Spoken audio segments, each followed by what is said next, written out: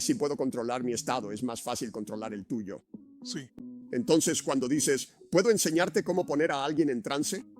Puedo mostrarte cómo relajarte y tengo la intención de hacerlo en unos minutos. Y la verdad es que la base de todo lo que hago es una combinación de todas las cosas que ordeno, pero realmente la PNL fue la base de todo. Y traje a Richard, lo llamé por teléfono. No había tenido el privilegio de aprender de Richard. Simplemente sucedió que primero estuve expuesto a John. Son mundos completamente diferentes. Y John y Richard son personas muy diferentes en formas radicalmente distintas. Y aunque tengo un gran respeto por John, por su elegancia y su lenguaje, la verdad es que me sentía más identificado con Richard, porque estoy un poco loco y la gente a veces me percibe así, y a veces también a Richard. Y él vino y le dije a todos en el grupo antes de presentarlo, la gente ha estado muy juguetona y loca, y han aprendido a hacer interrupciones de patrones y cosas así. Así que dije, Richard, ya sabes, viene de un mundo diferente, yo vengo un poco de la calle. Creo que Richard también tiene un poco de eso. En la calle, generar rapport es diferente y el respeto es importante. No quiero que se malinterprete nada. Él va a venir aquí, quiero asegurarme de que lo cuidemos. Y dijimos, sí. Y entonces Richard subió y alguien se acercó e interrumpió haciendo esta estúpida interrupción de patrón. Luego otro chico se acercó y bueno, Richard estaba siendo realmente maravilloso y cálido. Y la siguiente persona se acerca y lleva como un sombrero negro y una capa y dice, tengo un problema. Y empieza a hablar como si fuera el padrino. Y Richard está tratando de ser paciente, lo recuerdo vívidamente. No sé si él lo recuerda con tanto detalle, pero él dice, ¿cuál es su problema? Y tenía a este pequeño junto a él y dice, es mi hijo, es mi hijo. Y él dice, ¿cuál es el problema de tu hijo?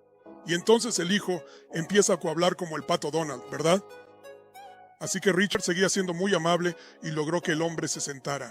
Es como, déjalo en paz, deja que haga su charla, ¿verdad? Un tipo corre, salta a la silla de Richard, le quita el sombrero a Richard. ¿Recuerdas esto? Y sus gafas de sol. Él lo recuerda todo. Se las pone, se pone el sombrero, se pone las gafas de sol y se sienta en la silla de Richard mientras él está de pie en el escenario y mis ojos están así. Pero es la última vez que tuve el privilegio de estar con él, así que quiero compensarlo aquí, haciendo que todos le demos a este hombre el respeto que se merece. Este es el hombre sobre el que están construidas todas nuestras herramientas. Cuando suba aquí, démosle el honor y el respeto que merece por todo lo que ha construido y todos ustedes, si se han beneficiado de mí, se han beneficiado de Richard. Y tenemos el privilegio de tenerlo aquí en persona. Pensé que sería algo maravilloso en esta etapa de la vida experimentar a Richard donde él está.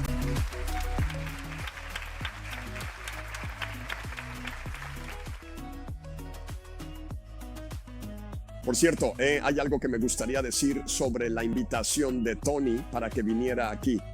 No lo he visto en décadas, pero sí quiero contarles algo que he notado a lo largo de los años. He viajado por este planeta y he dado clases en todos los continentes excepto en la Antártida y tampoco planeo ir allí. Pero nadie ha tomado mi trabajo e inspirado a más personas a hacer algo con sus vidas que este hombre, Tony Robbins.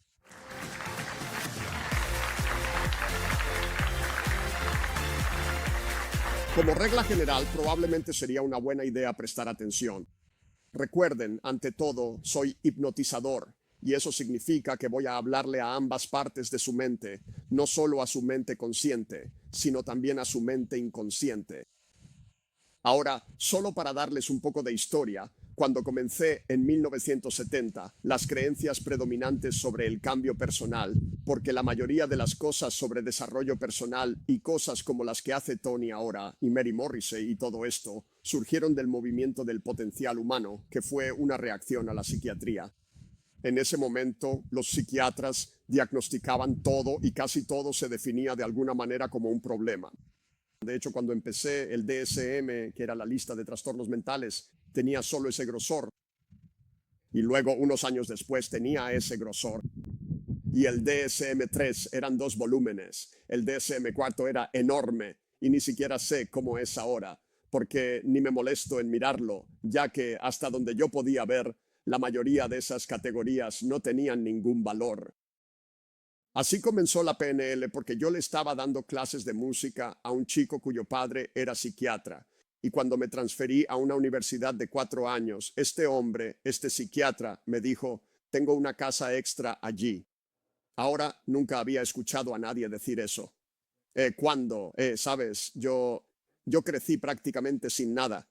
Yo crecí siendo un niño pobre. Y, sabes, recuerdo cuando tuvimos un televisor por primera vez y recuerdo quedarme mirándolo aunque no estuviera encendido, simplemente pensando, esto es genial.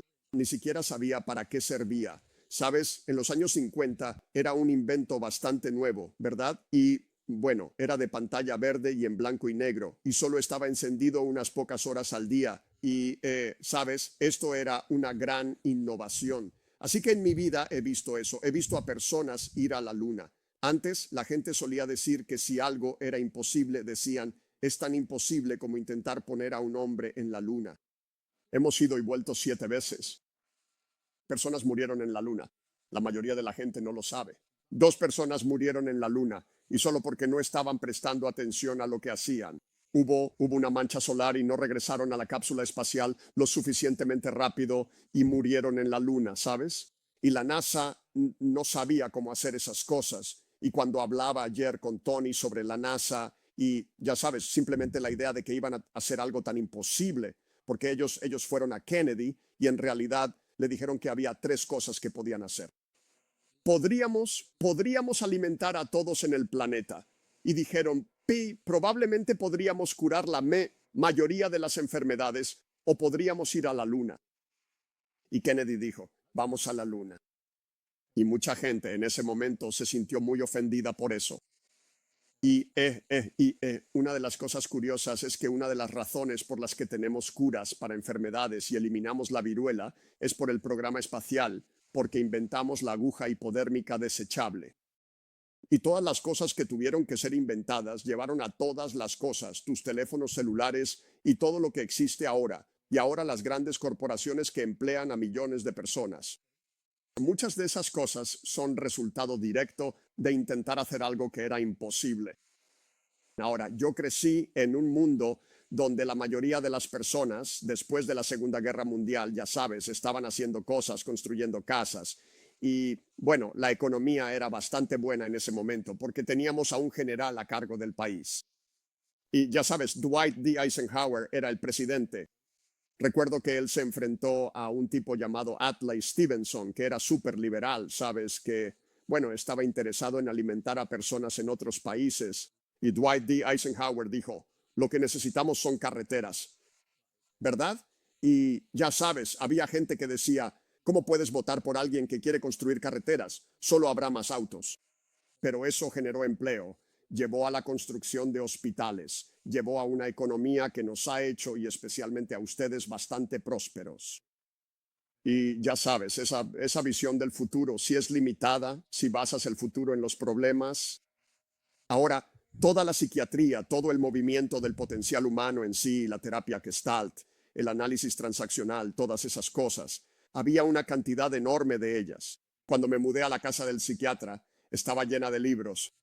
Soy un lector muy ávido y los leí todos y me quedé estupefacto. Más de 100 libros, ninguno de ellos decía nada que se pudiera hacer al respecto. Ni uno, excepto tomar drogas. Bien, y recuerda, estamos en los años 60. Sabía todo sobre las drogas. Fui a la universidad, ¿verdad? Y no ayudaron. Sabes, sabes, lo siento. Fui músico y te lo puedo decir directamente. Las drogas no hacen que la gente sea más inteligente. ¿De acuerdo? Toqué en bandas con personas que consumían enormes cantidades de drogas y nunca se volvieron más inteligentes. De hecho, se volvían cada vez más y más y más tontos. Y afortunadamente hay ciertas cosas que sucedieron. El bajista de mi banda, que tomaba cualquier droga que pudiera encontrar en cualquier lugar, un día en los años 60 entró a mi botiquín, tomó un par de pastillas y se acercó a mí y me preguntó, ¿esto me va a drogar? Y le dije, esas son las pastillas anticonceptivas de mi novia. Le dije, no vas a quedar embarazado, pero puede que te pongas de mal humor una vez al mes. Eso es lo mejor que te van a hacer esas pastillas. Ahora, cuando leí todos estos libros, le dije al psiquiatra, él vino a visitarme y le pregunté, ¿existe algún psicoterapeuta que realmente pueda hacer algo y lograrlo? Y me dijo que sí, que conocía a una mujer llamada Virginia Satir. Y Virginia casualmente iba a visitarlos. Así que empecé a hacerle preguntas. Yo era estudiante de ciencias de la información y sabía sobre información, sabía de matemáticas, sabía de ecuaciones, conocía la lógica simbólica, sabía cómo programar una computadora y en esos días era muy complicado. De hecho, trabajé en uno de los lenguajes, porque en ese entonces un disquete era así de grande. Se llamaba un R14.5. Necesitabas una camioneta para llevar un programa a la casa de otra persona. El mundo ha cambiado enormemente a lo largo de las décadas. Pero cuando Virginia llegó y empecé a hacerle preguntas, le dije, bueno, ¿cómo sabes cuándo? Ya sabes qué vas a hacer. Y ella dijo, escucho a las personas. Y yo le dije, bueno, ¿cómo sabes a qué debes prestar atención cuando escuchas? Eso es, ya sabes, eso es lo que hacen los matemáticos. Queremos ser capaces de representar las cosas en un cálculo y calcular qué hacer después, ¿sabes? Y fue gracioso porque había un psiquiatra allí y el psiquiatra seguía interrumpiéndome y diciendo cosas como, eso no importa. Y Virginia respondía, por supuesto que sí importa. Y ella me dijo, tengo esta intuición que me dice qué hacer. Y yo le dije, bueno, ¿qué le dice a tu intuición qué hacer? ¿Verdad? Y ella respondió, bueno, si prestas atención a tus intuiciones, entonces sabrás qué hacer. Luego fui a ver a Virginia trabajar con una familia y fue un viaje de 3 horas. Yo la llevé porque no manejaba muy bien y en el camino me dijo que buscara en su bolso y sacara una tira de cuero, una pequeña tira de cuero. Y le pregunté, ¿para qué es esto? Y ella dijo, voy a ver a esta familia. Ella dijo, voy a hablar con la madre. Ella dijo, voy a hablar con la hija. Y dijo, la paciente identificada, porque así se llamaba en la terapia familiar en esos días, era una delincuente juvenil y muchas otras cosas con tendencias esquizofrénicas. Siempre tenían estas lindas etiquetas para todo, que básicamente decían que no harías lo que ellos querían que hicieras. Y nunca he conocido a alguien en un hospital psiquiátrico que estuviera alegre. Eso, no entras a un hospital psiquiátrico porque estés alegre. Y lo que pasó fue, Virginia me dice, ella va y me dice, cuando hable con el padre, la niña va a tener un ataque epiléptico. Quiero que saltes al escenario y pongas esto entre sus dientes para que no se muerda la lengua. Y pensé, genial, ¿puedes hacer que la gente tenga ataques epilépticos? Y ella dijo, no, no, no. Ella dijo, solo cuando hable con el padre. Y dijo, él va a empezar a llorar y él no es ese tipo de persona y la hija va a reaccionar de esta manera. Y yo le dije, ¿cómo lo sabes? Y ella dice, es solo una corazonada que tengo. Yo dije, genial, ¿dónde? Y ella dijo, en el estómago. Y yo dije, ¿en tu estómago? Y dije, ¿y qué te hace tener ese presentimiento? Y ella dijo, hizo así y dijo, no lo sé. Y yo dije, genial, eso lo aclara todo. Y efectivamente entramos, ella empezó a hablar con esta familia. Nunca los había conocido antes. Solo tenía una historia clínica que le habían enviado. Ella se da la vuelta y empieza a hablar con el padre y tengo que decirte, este tipo era un imbécil. Conozco a los imbéciles. Crecí en barrios que estaban llenos de ellos, ¿verdad? Y solo había una forma de tratar con ellos y se llamaba un 2x4, ¿verdad? Este tipo era un imbécil de primera clase. Era cruel con todos en su propia familia. Era un completo cabrón. Y de repente, Virginia se da la vuelta, lo mira y le dice, sabes, te escucho hablar y lo único que puedo decir es que pareces tan aterrorizado. Ella dijo, debe ser realmente difícil para ti perder el control de tu hija y de tu familia. Y trataste tan duro y trabajaste tanto toda tu vida. Ella dijo, puedo oír las lágrimas formándose detrás de tus ojos. Y este tipo se echó a llorar. El niño cae al suelo y tiene una convulsión epiléptica. Y yo tomé la cosa de cuero y se la metí en la boca y pensé, eso fue tan genial, eso fue simplemente genial. Alguien hizo algo, predijo lo que iba a pasar y cuando volví al público, 200 personas estaban mirando, todos psicoterapeutas con licencia y todo lo que la gente seguía diciendo era, ella es tan intuitiva. Ahora yo soy matemático, sé lo que eso significa en inglés. Puedo traducir eso a humano. Eso significa que no tengo que aprenderlo. Eso es exactamente lo que significa. Significa que no puedo aprenderlo porque ella tiene esas intuiciones. No soy yo, no es algo que se pueda aprender. Y en ese momento tomé la decisión de que iba a averiguar cómo hacer esto predecible. construir un cálculo para ello y enseñar a otras personas a hacerlo.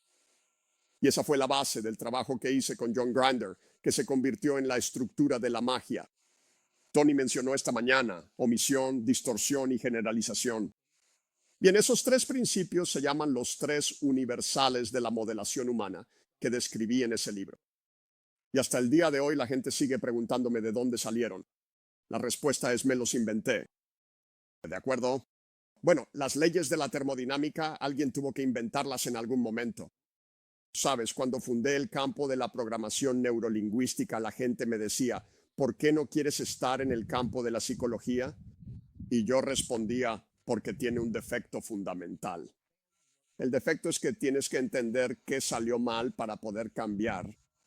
De todos modos, lo que pasó fue que cuando John Grinder y yo nos juntamos, tomamos el trabajo de Noam Chomsky, quien había construido el primer modelo de cómo funciona el cerebro neurológicamente, y se trataba del lenguaje y del procesamiento inconsciente del lenguaje. Todo el mundo sabe en su propio idioma qué es una cosa bien formada. Si naciste en Estados Unidos, sabes lo que es una oración bien formada en inglés, hayas estudiado gramática o no. Las únicas personas que no lo saben son los gramáticos, porque se equivocan mucho, ya que tienen reglas que no encajan con las intuiciones de la gente. Pero si dices ideas verdes incoloras duermen furiosamente, la mayoría de la gente entiende que no es una oración bien formada. Pero si dices furiosas ideas duermen furiosamente, saben que eso está menos bien formado que el anterior, pero no tan bien formado como decir Bob fue a la tienda. Y el hecho de que puedas saber eso sin saber cómo es, gracias al cableado interno del cerebro que nos permite aprender idiomas sin importar dónde hayamos nacido. Y sin importar dónde hayamos nacido, existen universales que funcionan respecto a las transformaciones, y se puede predecir cómo la neurología aprenderá el lenguaje, ya sea que las palabras sean diferentes o que la sintaxis sean diferentes. El alemán y el inglés tienen ambos alrededor de 100 sintaxis diferentes. No son las mismas, pero tienen alrededor de 100. Y hasta cierta edad son idénticas, y luego se vuelven más idiosincráticas. Ahora, una vez que hicimos eso, empecé a observar y a hablar con mi amigo psiquiatra. Le dije: entonces, ¿qué es lo que ustedes no pueden hacer? Y empezaron a contarme cosas. Había un grupo de 6 o 7 psiquiatras y empezaron a decir: bueno, no podemos hacer esto y no podemos hacer aquello. Y como que una de las cosas que mencionaron fueron las fobias. Y les dije: entonces, ¿pueden traerme a cada uno una persona que tenga una fobia a algo? ¿De acuerdo? Y tráiganme a una persona que haya tenido una fobia y la haya superado. Y todos me miraron y dijeron: ¿cómo sabremos si alguien ha superado una fobia? Y yo dije: bueno, conozco una manera. Entonces puse un anuncio en el periódico y literalmente puse un anuncio que decía: si tuviste un miedo terrible, un miedo abrumador, un miedo fóbico y lo superaste, te pagaré $100 por entrevistarte. Y luego les hice una prueba de detector de mentiras para asegurarme de que no me estaban mintiendo, lo cual fue el caso de aproximadamente el 90% de ellos, por cierto. Y por cierto, conseguí un detector de mentiras muy bueno de una agencia que prefiero no nombrar, pero también era físico, así que hice algunos trabajos para ellos también. Y cuando hice las entrevistas, todas las personas me contaron prácticamente la misma historia. Había partes idiosincráticas en sus relatos, pero todos decían: ya sabes, llegué a un punto en el que simplemente empecé a hartarme de todo esto. Ya sabes, Tony estaba hablando sobre el umbral. Ellos decían: ya sabes, y siempre era algo así, como un tipo que era piloto de carreras, ¿verdad? Ahora, este tipo se sube a un auto, conduce a cientos de millas por hora rodeado de otros autos sin ningún miedo, pero no podía subir una escalera mecánica. No podía hacerlo. Las piernas se le doblaban. Lo llevé a un centro comercial con una escalera mecánica de 4 pisos. Ni siquiera podía acercarse a ella. Las piernas se le doblaron, se desplomó en el suelo y empezó a retorcerse. Y pensé: eso es genial. Le dije: puedes subirte a un auto y conducir a cientos de millas por hora a centímetros de otro auto y no puedes subir una maldita escalera mecánica. Y empecé, le dije: ¿Cómo haces eso? Le dije: porque ni siquiera llegaste a la escalera mecánica. De hecho, cuando lo llevé de vuelta a mi oficina y empecé a hablar sobre estar en el centro comercial, se aterrorizó y no había ninguna escalera mecánica.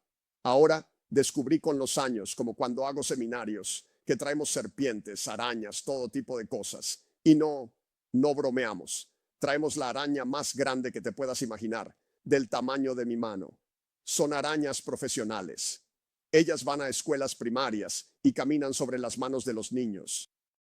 Pero al principio de la semana, cuando digo que lo voy a hacer, hay personas que se alteran, se levantan de un salto y dicen, no puedo quedarme en el seminario si vas a traer una araña, no puedo quedarme si vas a traer una serpiente. Y tengo que señalarles, les digo, miren, están aterrorizados ahora y aquí no hay arañas. De hecho, una vez, el último día, había una mujer gritando en su silla, no sé si puedo quedarme en la habitación porque la serpiente está aquí. Y la serpiente, el tipo con la serpiente perdió su viaje, por lo que la serpiente llegó tarde. Sabes, era Londres. Había mucho tráfico, ¿eh? Y de hecho llevó la serpiente en el metro debajo de la ciudad. La tenía en un saco, ¿sabes? Y me llamó al celular y me dijo, voy a llegar una hora tarde. Y esta mujer estaba perdiendo el control. Y le dije, bueno, disculpa, la serpiente no está aquí, está retrasada, ¿verdad? Tendrás que esperar una hora y entonces asustarte. Y sabes, le dije, pero si lo piensas bien, no le tienes miedo a la serpiente porque ya estabas asustada cuando no había ninguna serpiente. Le tienes miedo a la idea de la serpiente. Ahora, no hay mejor manera de asustarte a ti mismo que imaginar una araña del tamaño de una langosta y verla saltar sobre ti en esa imagen, que es lo que la gente hace cuando se aterroriza por algo. Si no tienes control sobre tus pensamientos, entonces no tienes control sobre tus sentimientos. Todo lo que Tony demostró hoy fue poner las cosas en proporción. Ahora soy un poco más directo al respecto. Yo, ya sabes, soy más bien un mazo. Tony es un poco más como un artista. Él se relaciona con la gente. Él es simpático. No lo soy. Te lo avisaré con antelación, ¿sabes? Soy de esas personas que, si no me gusta tu mente consciente, la aparto y hablo con tu mente inconsciente. Esas personas que estaban en esa película Out Cold, eso significaba que no me caían bien personalmente. Hasta que terminaba y probablemente sí me caían bien, porque venían y se quejaban conmigo de cosas. Ahora, hay un punto en el que la mayoría de la gente no entiende el poder de su neurología. Tienes millones y miles de millones de neuronas, cada una comunicándose con entre 10 y 100 otras. Hay tantas neuronas en tu cerebro como estrellas en el cielo, lo que significa que el número de configuraciones es infinito.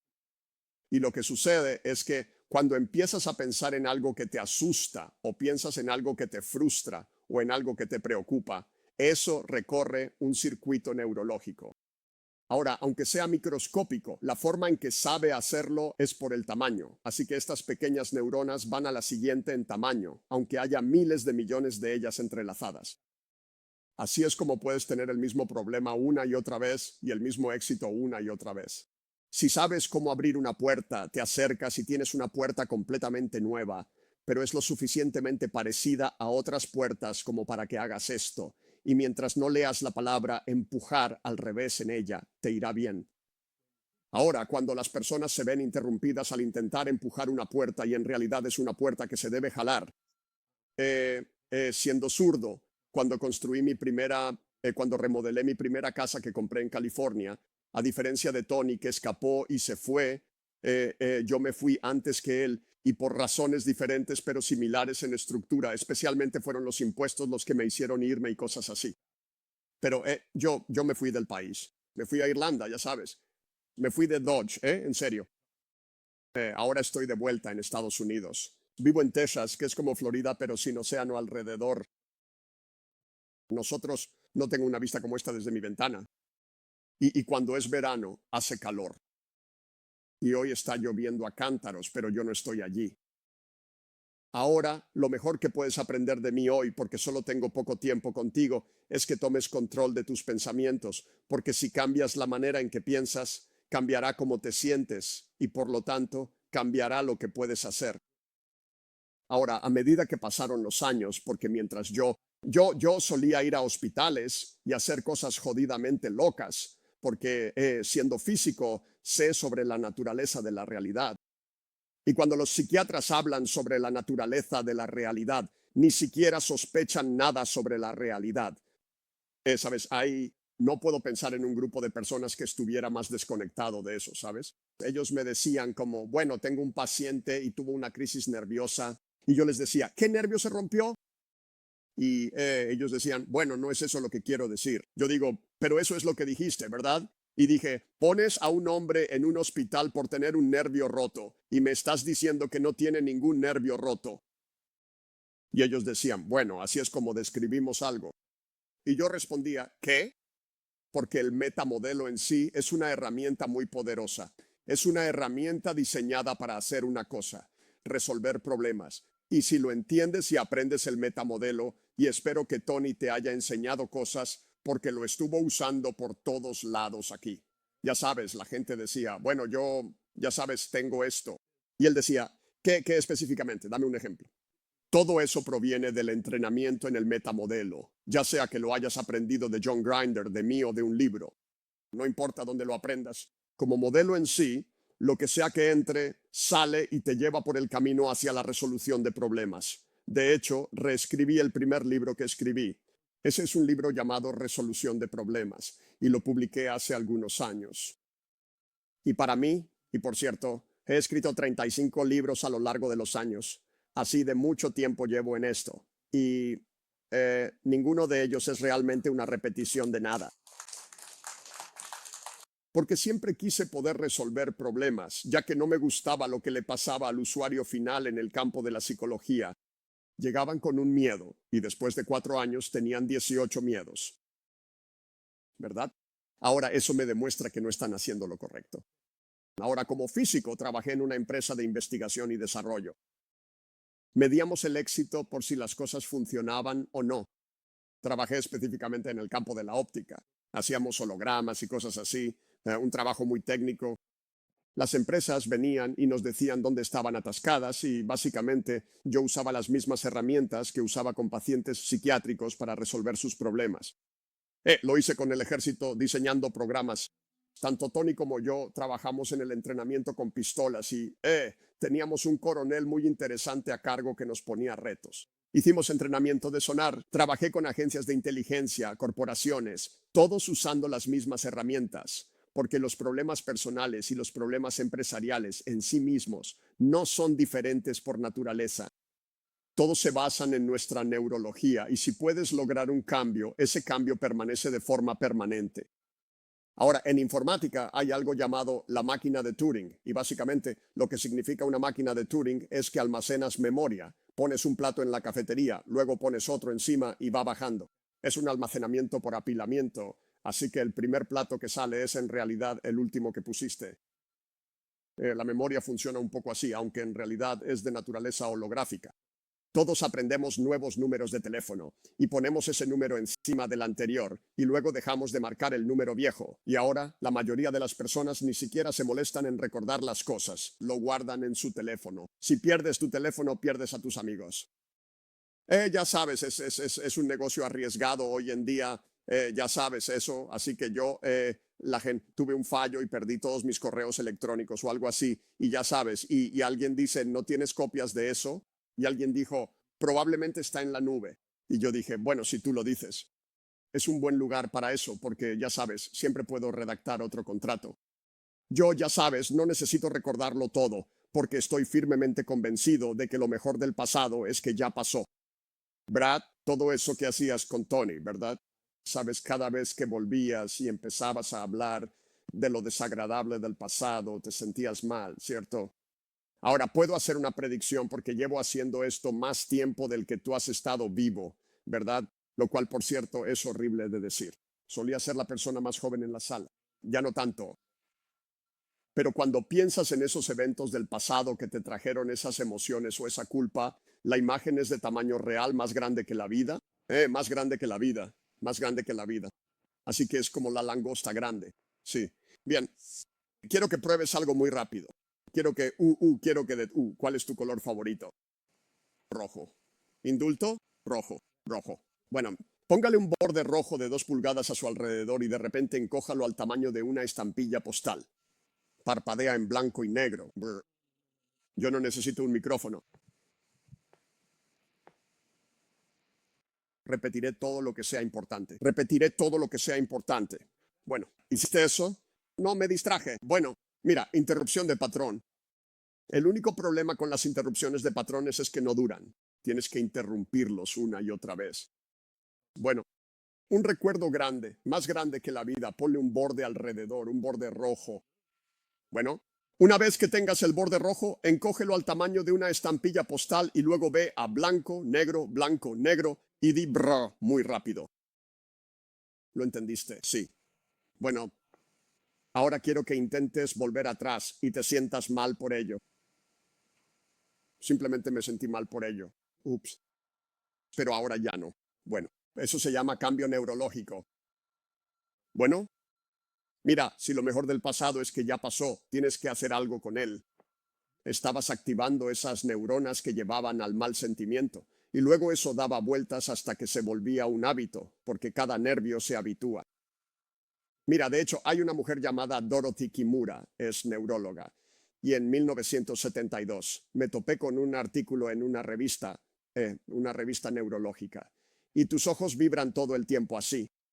Y la razón por la que hacen eso es que si se quedaran quietos, los nervios en tu cerebro se habituarían. Así que tus ojos tienen un pequeño movimiento microscópico todo el tiempo.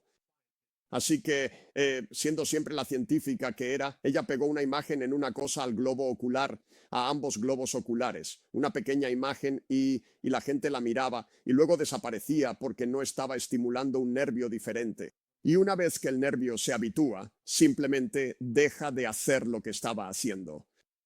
Y luego les preguntó, dijo, ¿de qué era la imagen? Y para su sorpresa, el 85% de la población se detuvo y miró hacia arriba y a la izquierda. Ahora, cuando leí ese artículo científico, pensé, eso es muy interesante. Así que fui a mi clase en la universidad, tenía 300 personas y les pregunté, ¿de qué color son los ojos de su madre?